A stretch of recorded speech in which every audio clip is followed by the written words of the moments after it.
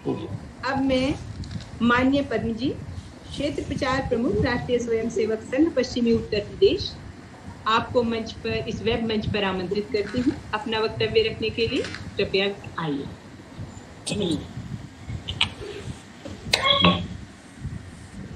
जी, पद्म जी हैं?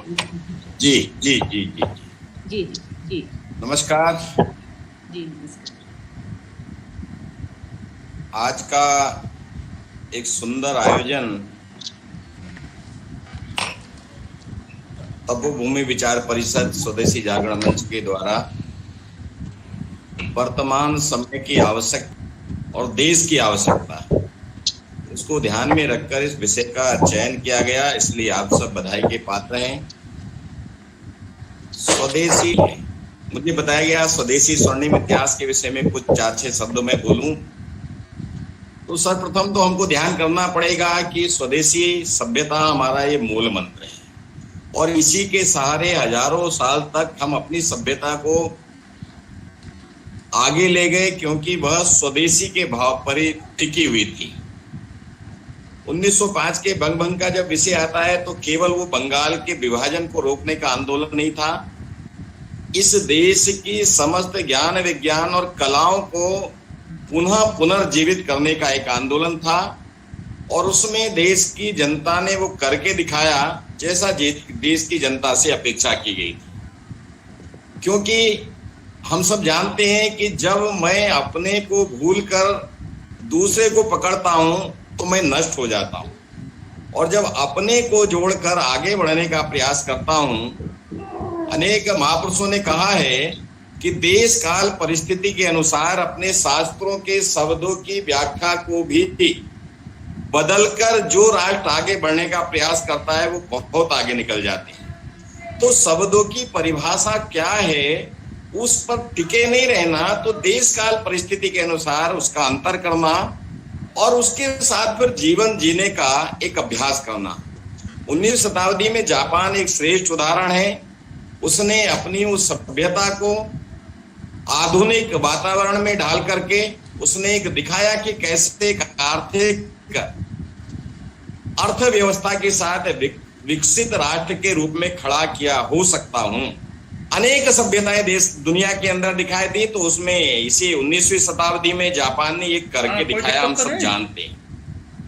जहां तक भारत का विषय आता है तो भारत के विषय में भारत के लोगों की मैं बात नहीं करता, क्योंकि हम अपने विषय में तो अच्छी अच्छी बात करेंगे, लेकिन भारत के विषय में अंग्रेजों ने, अर्थात अंग्रेजों के आने के पूर्व भी और अंग्रेजों के समय भी हमारी जो स्वदेशी ज्ञान विज्ञान था, तकनीकी थी, उसके माध्यम से जो हमारा एक अलग प्रभाव था उसको अंग्रेजों ने भी स्वीकार किया। पुरातन स्वर्णिम इतिहास को जो हमको दिखाई देता है, लिखित या मौखिक पढ़ने सुनने को मिलता है, उस इतिहास को अंग्रेजों के लगभग 200 इतिहासकारों ने इस भारत का अध्ययन किया और अध्ययन करने के बाद उन्होंने पाया कि भारत की जो ज्ञान विज्ञान परंपरा है,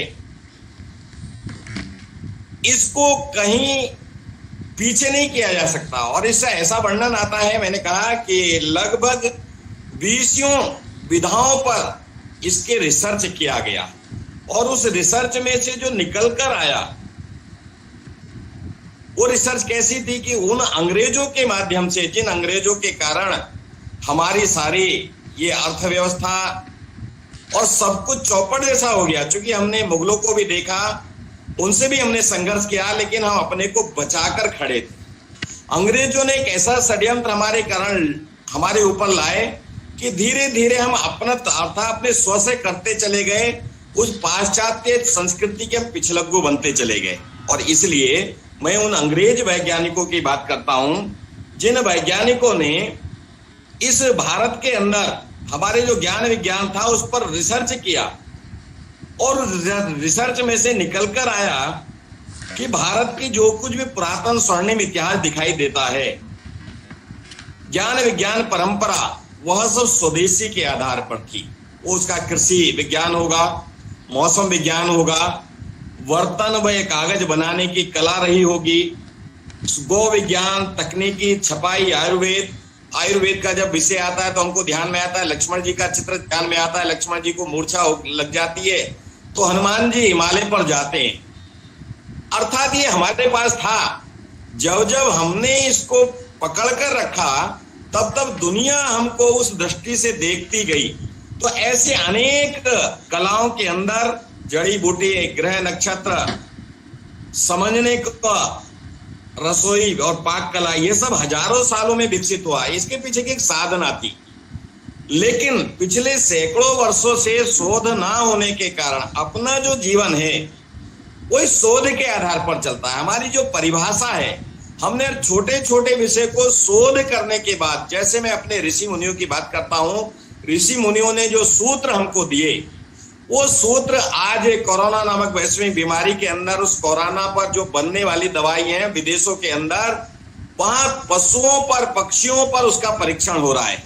लेकिन मेरे देश के अंदर पशु पक्षी पर परीक्षण ना करके मेरे पूज्य संतों ने स्वयं के ऊपर उस परीक्षण को किया और उसको सिद्ध करने के बाद तब वो सामान्य जनजीवन के लिए उसको समाज के अंदर दिया। इसलिए शोध के आधार पर एक जीवन मूल्यों के साथ एक जीवन रचना, समाज जीवन में जो जो बिंदु आवश्यक हैं उनको लेकर के हमने आगे बढ़े और उसके कारण एक हमारा गौरवशाली अतीत था, जिसके कारण मैं अपनी संस्कृति, परंपराएं, अपने मानबिंदु, अपनी मर्यादाएं, उन सब से जुड़ा था। लेकिन भारत की टेक्नोलॉजी और विज्ञान में ऐसा एक विषय ध्यान में आता है, अंग्रेज इस बात को बोलते हैं, मैंने कहा कि 20 विषयों पर रिसर्च की, वो रिसर्च में से अंग्रेज कहते हैं कि बहुत अधिक जो पल्लवित पुष्पित विधाएं थी उनमें से 20 विषयों पर, ये मैंने कहा कि 200 अंग्रेज वैज्ञानिक, भारतीय वैज्ञानिकों, इतिहासकारों की बात नहीं करता, उन्होंने लगभग ये 220 विषयों पर, जिनके विषय में उन्होंने बोला कि ये बहुत अधिक पल्लवित और पुष्पित, ऐसी 20 से अधिक विज्ञान की शाखाएं हैं, जिनमें सबसे बड़ी ये खगोल विज्ञान आता है।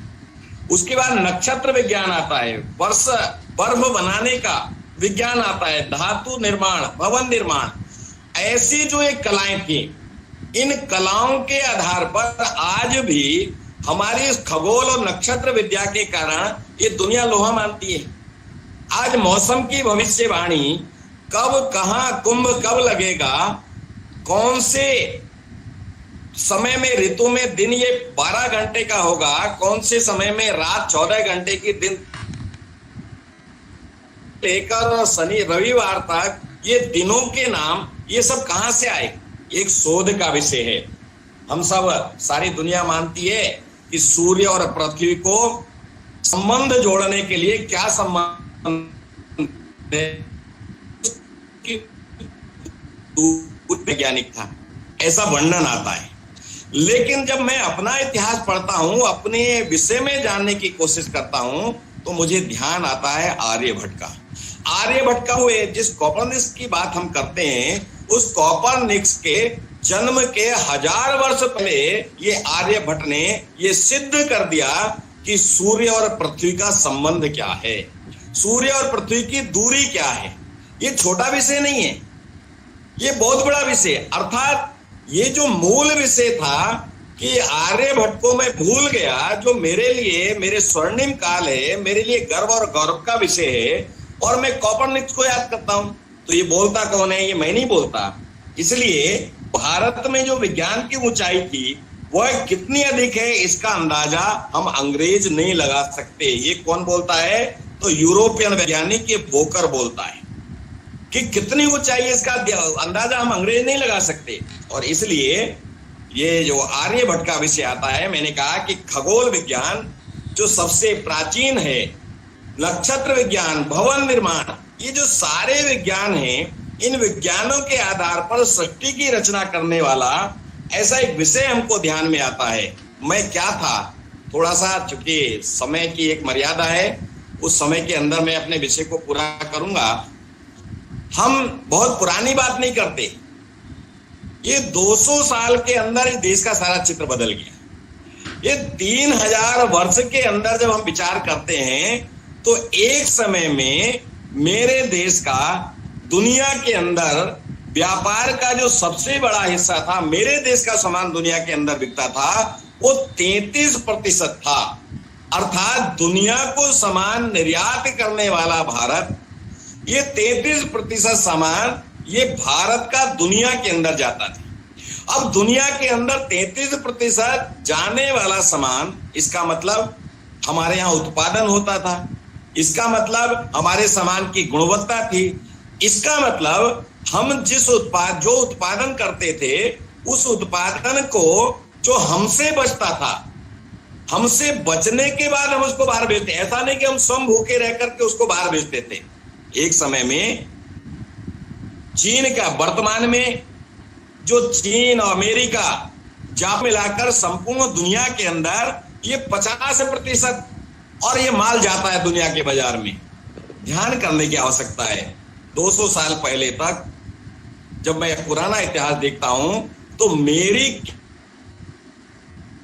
निर्यात कौन करता है? मैंने कहा कि जिसके पास उससे बड़ा होता है, अर्थात अपनी आवश्यकता से जो अधिक होता है, बाजार में वही हम सामान बेचने जाते हैं। मैं पढ़ रहा था एक कहानी, उसमें ध्यान में आया कि घर के अंदर बहुत अच्छी स्वादिष्ट खीर बनी है। तो खीर बनी है, किसके लिए बनी है? परिवार के लिए बनी है। तो परिवार के लोग जब तृप्त हो जाएंगे तभी उस खीर को हम पड़ोसियों को बांटने के लिए जाएंगे ना। इसलिए जो 33% ये बहुत बड़ा भाग था। आज मैंने कहा कि चीन उत्पादन भारत का विश्व के अंदर होता था, 33% सामान भारत का दुनिया में बिकता था, 43% ये हमारा उत्पादन था, उत्पादन रेट था हमारा। 27% आमदनी दुनिया के बाजार में हमारी थी, अर्थात भारत की थी। ये छोटी बात नहीं है। आज मैं कहाँ खड़ा हूं, अर्थात मेरा देश कहाँ खड़ा है, ये विषय विचार करने की आवश्यकता है। कहाँ 33%, 43% हमारे और उत्पादन था। चीन, भारत, चीन, जापान और अमेरिका ये 50% के लगभग अब है। मैं 200-250 साल पुरानी बात करता हूँ। अर्थात हम दुनिया के अंदर सब जगह थे। स्टील ये दुनिया के अंदर अगर निर्यात करने का काम होता था तो ये भारत के द्वारा होता था। आज लोग कहते हैं कि ये तो नई टेक्नोलॉजी से कहाँ है, तो ये स्टील का, मैंने कहा खगोल की, नक्षत्र की, धातु विज्ञान की मैं जब बात करता हूं तो सर्वोत्तम स्टील अगर कहीं का था, जो कला थी हमारे पास, वो भारत के पास थी। सर्वाधिक स्टील दुनिया के अंदर ये भारत का निर्यात होता था। उस गुणवत्ता के कारण होता था ना। उस स्टील से पानी के जहाज बनते थे। हमारे द्वारा जो सामान दुनिया के अंदर जाता था, उस सामान से हमको क्या मिलता था? नंबर 2 पर हमारा वस्त्र, ये दुनिया के मार्केट में उसकी धूम थी, उसका वैभव था, उसका गौरव था। ध्यान करेंगे तो हमारा ढाका की मलमल, खंडवा उधर मध्य प्रदेश में, ऐसे हमारे जो मलमल का विषय था, हमारा जो कपास और ये सारा इसका सूत का विषय था। ध्यान आता है, हम जरा पढ़ेंगे, ध्यान करेंगे, अध्ययन करेंगे तो हमारा जो ये सारा वस्त्र भांति भांति के रूप में, आज तो वस्त्र ये मीटरों में बिकता है। उस समय हमारा वस्त्र 1 किलो के भाव से बिकता था। दुनिया के मार्केट में हमारा भाव वस्त्र जब जाता था, और ध्यान करने की गर्व और गौरव का विषय ऐसा है कि वो वस्त्र पैसों में नहीं, तराजू के पल्ले में जब तुलकर बिकता था तो एक पल्ले में हमारा वस्त्र होता था, दूसरे पल्ले में उसके बराबर सोना रखा जाता था। तो ये जो भारत के अंदर सोना आया, ये सोने की चिड़िया नाम किसने दिया? तो जिस मैकाले को हम कहते हैं, जिस मैकाले ने इस देश की सारी शिक्षा व्यवस्था को समाप्त कर दिया, वो जब इस देश के अंदर प्रवेश करता है, वो गांव में जाता है, घर में जाता है, तो उसको सोने के सिक्के पड़े मिलते हैं। ये बहुत पुरानी बात नहीं कर रहा मैं, ये अभी की बात कर रहा हूं, 100-150 साल पुरानी। उन सिक्कों को पूछने के बाद उस गृह स्वामी से पूछता है कितने हैं? गृह स्वामी उसको तपाक से उत्तर देता है कि हमारे पास गिनने का समय नहीं है, हम तो इसको तोल कर रख देते हैं। अर्थात उस तोल कर रख देते हैं, इस बात से उस मैकाले की दिमाग की बत्ती जल गई। उसने कहा कि ये जो भारत है, ये भारत सोने की चिड़िया है, वहां से सोने की चिड़िया शब्द निकल कर आया। तो हमारा जो सामान निर्यात होता था, दुनिया के बाजार में जाता था, बदले में वहां से स्वर्ण और हीरे हमको प्राप्त होते थे। उसके कारण हमको ध्यान में आता है कि हमारे जो मंदिर हैं आज भी, उन मंदिरों के अंदर ये भगवान का छत्र, भगवान का मंडपम और भगवान के दरवाजे, मंदिर के दरवाजे, उन पर आज भी सोना दिखाई देता है। जिस देश के अंदर मंदिरों में ये सोने की रचना की गई हो, मंडपम सोने का हो, छत्र सोने का हो, भगवान की मूर्ति सोने की हो, हम सबको सोमनाथ का उदाहरण ध्यान में आता है कि वो सोमनाथ को 17 साल लग गए गजनवी को तोड़ने में। क्या था? दीवारों में हीरे लगे थे। खुद उसने कहा कि इन हीरों को निकालने में हमको 17 साल लगे। अर्थात जिस देश के मंदिरों में, भगवान के घर में ये सोने और हीरे जवाहरातों का ये दर्शन होता हो, उस देश के चित्र कैसा होगा, उस देश के घर गांव कैसे होंगे, एक छोटा सा विचार करने का विषय हमको ध्यान में आना चाहिए। और इसलिए ये सोने की चिड़िया कहलाने वाला, ये भारत को सोने की चिड़िया मैंने नहीं कहा, ये भारत को विश्व गुरु ये मैंने नहीं कहा। मेरी गुणवत्ता के कारण, मेरी योग्यता क्षमता के कारण ये दुनिया के लोगों ने मेरे नाम के साथ, मेरे गुणों के साथ मुझको ये सरनेम दिया। इसलिए मेरे लिए ये गर्व और गौरव की बात है, ये अत्यंत गर्व और गौरव की। लेकिन दुर्भाग्य ऐसा है कि हम इसको स्वयं ही भूलते चले गए। ये मंदिरों में सोना, आज भी मंदिरों में कितना सोना लोग दान करते हैं, कहां से आ गया सोना? तो ये जो मेरी संस्कृति है, मेरी परंपराएं हैं, मेरी आस्था और श्रद्धा है धर्म समाज के प्रति, पूर्वजों के प्रति, उसके प्रति मैं कुछ भी करने को जब तैयार रहता हूं तो एक ऐसे अतीत का भारत मुझको दिखाई देता है। ये सारा जो चित्र, जिस ग्रामीण अर्थव्यवस्था के कारण ये भारत विश्व गुरु था, भारत सोने की चिड़िया था, उस भारत का चित्र कैसा था? तो उत्पादन की बात आती है, मूल आधार ग्राम था, मूल शहर थे। जब आधार ग्राम है, मूल शहर है, अर्थात उत्पादन का काम गांव में होगा और उसमें से आवश्यकता से अधिक जो सामान होगा वो शहर में जाएगा, तो गांव भी स्वावलंबी होगा, शहर भी स्वावलंबी होगा। अर्थात गांव की अर्थव्यवस्था यह शहर का आधार बनेगी। ये एक छोटा सा विषय विचार करने का है। अर्थात गांव में उत्पादन नगर में बिकता था, ये जो एक विषय है, अर्थात गांव की आवश्यकता पूरी होने के बाद हमको ध्यान करने की आवश्यकता है कि मैं जिस गांव में रहता था, अभी भी, अब कुछ वर्षों से, 200 वर्षों में पिछले देश का चित्र बदल गया। मेरे गांव में बाहर से ये कौन बोल, एक अंग्रेज ने इस भारत के गांव का वर्णन किया, भारत के गांव का चित्र कैसा है। उसने कहा कि भारत के गांव में केवल और केवल एक सामान बाहर से आता था, नहीं तो मनुष्य जीवन के लिए जो आवश्यकताएं हैं वो सब उसके गांव में पूरी होती थी। कौन सा सामान बाहर से आता था? तो हम सबको ध्यान में आना चाहिए, वह केवल एक नमक होता था। केवल नमक बाहर से आएगा, बाकी चीज गांव में होंगी। अर्थात गांव में लोहार होता था, लोहा पीट, गांव में बढ़ई होता था, लकड़ी का सामान बनाने वाला, गांव के अंदर सुनार होता था, सोने चांदी और इसके सामान बनाने वाला, गांव के अंदर ये नाई होता था। अर्थात कल्पना जो की गई है मेरे गांव की, वो 18 प्रकार के कारीगर मेरे गांव के अंदर थे। इसके कारण मुझे केवल बाहर से नमक मंगाने की आवश्यकता पड़ती थी। ये मेरा एक स्वर्णिम इतिहास है। उसके कारण दुनिया के लोग ये आकर्षित होकर इधर आने शुरू हो गए और उसका परिणाम क्या हुआ? भारत के एक गांव में एक वैज्ञानिक ने कहा, ये जो रिसर्च का विषय कर रहा है, ये मैं अपनी बात नहीं कर रहा, ये भारतीयों की बात नहीं कर रहा। गांव के अंदर ये सैकड़ों प्रकार का उत्पादन होता था, केवल दाल चावल और इतना ही नहीं, सब्जी नहीं, तो उससे बनने वाली समस्त चीजें। आज स्वदेशी जागरण मंच के कार्यकर्ता यहाँ हैं, हमको ध्यान में है, हमने अनेक प्रकार के भाषण दिए हैं। एक अकेले दूध से 250 प्रकार की मिठाई बनती हैं, ये कल्पना कर सकते हैं हम। उस दूध के कारण मैंने पिछली बार स्वदेशी के विषय पर एक उद्बोधन दिया था, तो उसमें ध्यान में आया कि जब बंगभंग का आंदोलन बंगाल के अंदर, कलकत्ता के अंदर चल रहा था, तो उस समय क्रांतिकारी वहां के एक प्रसिद्ध रेस्टोरेंट में शाम को इकट्ठे होते थे। वहां एक उनको अंग्रेजी मिठाई को वो खाते थे।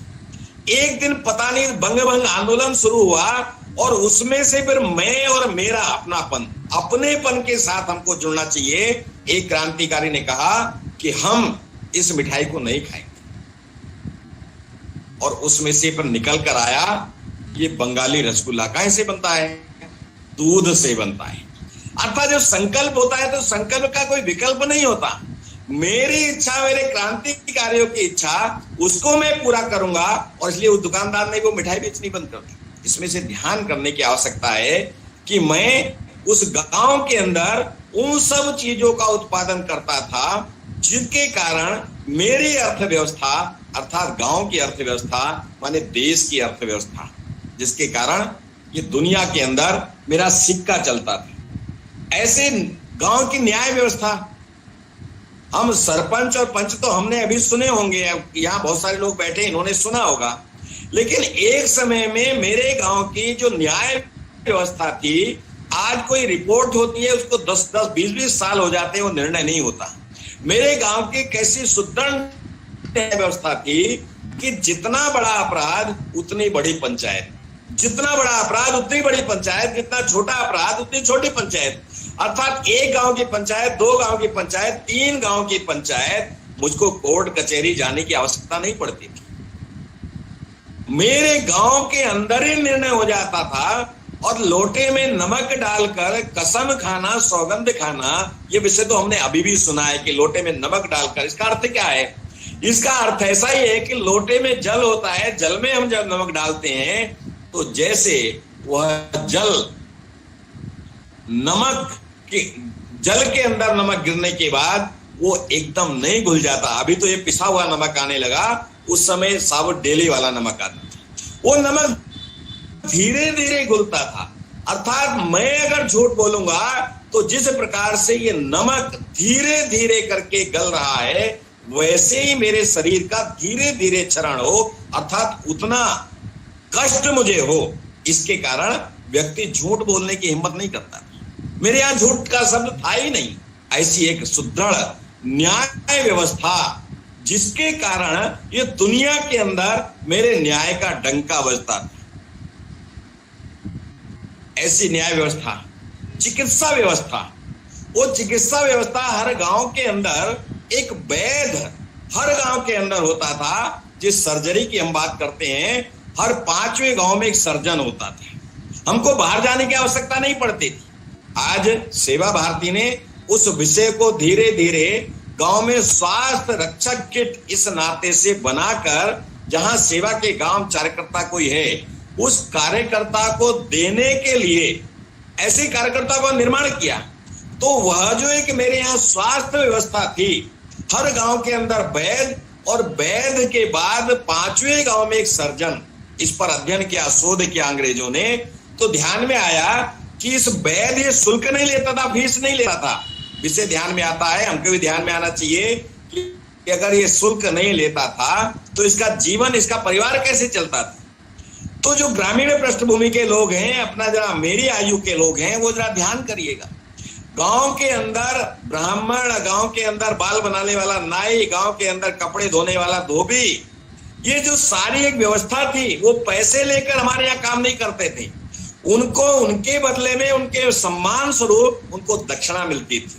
वैसे ही इस वैद्य के लिए जो बैठी होते थे, वो शुल्क नहीं लेते थे, न औषधि का शुल्क लेते थे, न दवाई का शुल्क लेते थे। वह तो अपने धर्म को, अपने कर्तव्य को पूरा करते थे, और ग्रामीण लोग अपने धर्म का, अपने कर्तव्य का पालन करते थे। अर्थात उनका परिवार, उनका जीवन ये संपन्नता के साथ, कुशलता के साथ चले, ये हम सब का दायित्व है। अर्थात एक दूसरे के प्रति अपनेपन का भाव, और अपनेपन के भाव में से ये दायित्व निकल कर आता है। ऐसा स्वर्णिम चित्र मेरे देश का था, शिक्षा व्यवस्था। उस शिक्षा व्यवस्था को मैक्स मुलर ने बड़ा अच्छा और बखान किया है। सर्वोच्च शिक्षा व्यवस्था मेरे देश के अंदर थी। हर गांव के अंदर गुरुकुल था। 7,32,000 गुरुकुलों का ये वर्णन मेरे देश के इतिहास में आता था। उन गुरुकुलों में केवल संस्कृत नहीं पढ़ाए जाते थे, उन गुरुकुलों के अंदर जैसे मैंने कहा 7,32,000, ये जैसे प्राइमरी के विद्यालय हो गए, जूनियर हो गए और ये हाई स्कूल हो गए, इंटर हो गए, ये सारी शिक्षा उसमें दी जाती थी। उसके बाद देश भर के अंदर 14,000 ये डिग्री कॉलेज और विश्वविद्यालय, ऐसी एक संख्या शिक्षण संस्थानों के थे, नाम गुरुकुल था। वो सब प्रकार के विज्ञान की शिक्षा, ज्योतिष की शिक्षा, खगोल की शिक्षा का अध्ययन, सिविल की शिक्षा अर्थात जिस इंजीनियरिंग की हम बात करते थे, इंजीनियरिंग के अनेक पार्ट हैं, उन सब विषयों को लेकर के इन गुरुकुलों के अंदर और ये विद्यार्थी को अध्ययन कराया जाता था। वो गुरुकुल की व्यवस्था कैसी थी? गुरुकुल के अंदर आज जिस अहंकार और अभिमान का निर्माण ये बच्चे को स्कूल में एडमिशन कराने से उसके मन में हो जाता है, मैं कौन से विद्यालय में पढ़ रहा हूं, उसमें डोनेशन कितना दिया है, उसकी शिक्षण व्यवस्था के लिए शुल्क कितना जाता है, उसकी बिल्डिंग कैसी है, अर्थात उस बालक के अंदर मैं इतने बड़े विद्यालय में पढ़ता हूं, बड़े घर का बेटा हूं, ऐसा ये अहंकार आता है। लेकिन मेरे गुरुकुल के अंदर कौन सी व्यवस्था थी? गुरुकुल के अंदर शुल्क नहीं जाता था। गुरुकुल के अंदर वो बालक अपने आवास, अपने शिक्षण के लिए, आचार्य के लिए और अपने लिए वो भिक्षाटन जाकर करता था। अर्थात परिवार को मुक्त करते हुए समाज के प्रति अपना दायित्व क्या है, मुझको कौन कौन से संस्कारों की आवश्यकता है, ये भिक्षाटन करना आज जो अपराध हो गया, उस समय बालक के जन निर्माण की प्रक्रिया भिक्षाटन से होती थी। अर्थात उसके अभिमान को, उसके अहंकार को नष्ट कर देना, एक ऐसी उत्तम शिक्षा व्यवस्था मेरे देश के अंदर थी। तो मैं सब दृष्टि से इस दुनिया के अंदर मैं जब अपने को पढ़ता हूं, अर्थात अपने इतिहास को पढ़ता हूं, अपने पूर्वजों को पढ़ता हूं, अपनी आर्थिक और सामाजिक व्यवस्था को पढ़ता हूं, ज्ञान विज्ञान के क्षेत्र में शून्य को देने वाला कौन है? तो भारत है। ऐसे हर क्षेत्र में जब मैं अपना अध्ययन करता हूं तो एक स्वर्णिम इतिहास मुझे दिखाई देता है। वो स्वर्णिम इतिहास किसका है? तो मेरे देश का है। मेरा देश माने मेरा है।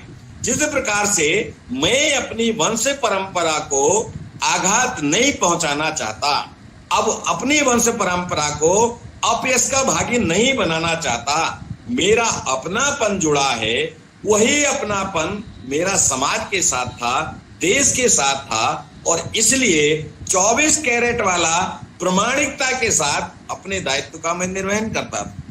इस सारे अध्ययन को मेरे सभी क्षेत्रों के, मैंने कहा कि गांव आधारित व्यवस्था, इस गांव आधारित व्यवस्था में से शहर भी पल्लवित पुष्पित होंगे और विश्व भी पल्लवित पुष्पित होगा। ऐसी एक श्रेष्ठ व्यवस्था को अगर पुनर्जीवित करना है तो अपने अतीत को पढ़ना पड़ेगा, और केवल पढ़ना नहीं पड़ेगा, उस अतीत को पढ़कर उससे जुड़ना पड़ेगा, और जुड़ने के लिए मुझको कोई संकल्प लेना पड़ेगा। और इसलिए ऐसा वर्णन इतिहासकार करते हैं कि जो व्यक्ति, जो समाज अपने पूर्वजों के प्रति समाज के बीच में एक सर उठाकर चलता है, सर ऊंचा करके, सीना गर्व के साथ चौड़ा करके चलता है, वह अपने पूर्वजों की ख्याति को बढ़ाता है। जो परिवार, जो व्यक्ति अपने पूर्वजों के द्वारा किए गए दुष्कर्मों के कारण एक गर्दन नीची करके चलता है, उसका जीते जी उसकी मृत्यु हो जाती है। इसलिए मैं कौन से भारत में मेरे पूर्वजों ने जन्म लिया, आज मेरा जन्म कौन से भारत के अंदर हुआ है, मैं पूर्वजों वाले भारत को निर्माण करने के लिए उनके द्वारा प्राप्त की गई ख्याति को, उनके द्वारा प्राप्त किए गए यश प्रतिष्ठा को हर जीवन के हर, अर्थात शिक्षा ये संस्कार का पहला अध्याय होता है। संस्कारों को डालने के लिए कौन सी शिक्षा चाहिए? शिक्षा को, जिस मैकाले की भी हम चर्चा करते हैं, मैकाले ने कहा तलवारों के दम पर नहीं जीता जा सकता, इस भारत को संगीनों के और तोपों के दम पर नहीं जीता जा सकता। इसको तो इसके साथ रहकर जीता जा सकता है। इसके संस्कार बदल दो, इसकी शिक्षा व्यवस्था बदल दो, देखने में भारतीय रहेंगे लेकिन मन से अंग्रेजी हो जाएंगे। ऐसा एक षड्यंत्र उन्होंने चिला, उस षड्यंत्र के कारण मेरे देश का चित्र बदल गया। लेकिन धीरे धीरे एक काल के बाद हर वर्ग ने, जो जीवित समाज होता है उसको अपने पूर्वजों का स्मरण होता है, अपने इतिहास का स्मरण होता है और उससे वह प्रेरणा लेते लेते आगे बढ़ने का प्रयत्न करता है। आज इस देश के लिए वैसा ही एक सुअवसर आया है। उस सुअवसर में हमको भगवान ने पात्र बनाया है, उस सुअवसर के अंदर कि हम अपने उस स्वर्णिम दिखने वाले इतिहास को पुनः उन्हीं अक्षरों के साथ हम पुनः लिखें। एक ऐसा अवसर, एक ऐसा माध्यम ये मुझको प्राप्त हुआ है अपने भारत का, अपने हिंदू संस्कृति का, अपने विचार का अध्ययन करते हुए, उसको अपने जीवन में उतारते हुए मुझको आगे बढ़ना है। अपने वैभव को, अपनी परंपराओं को, अपने पूर्वजों को गर्व के साथ ध्यान में रख करके उनका अनुसरण करते हुए, उनके प्रति गर्व प्रकट करते हुए ऐसे एक श्रेष्ठ समाज का निर्माण मुझे करना है। निश्चित रूप से एक स्वर्णिम स्वदेशी समाज की रचना, उसका मैं एक छोटा सा सिपाही बनकर उस रचना में एक सहभागी बनूं, ऐसा एक छोटा सा निवेदन करते हुए मैं अपनी बात पूरी करता हूं।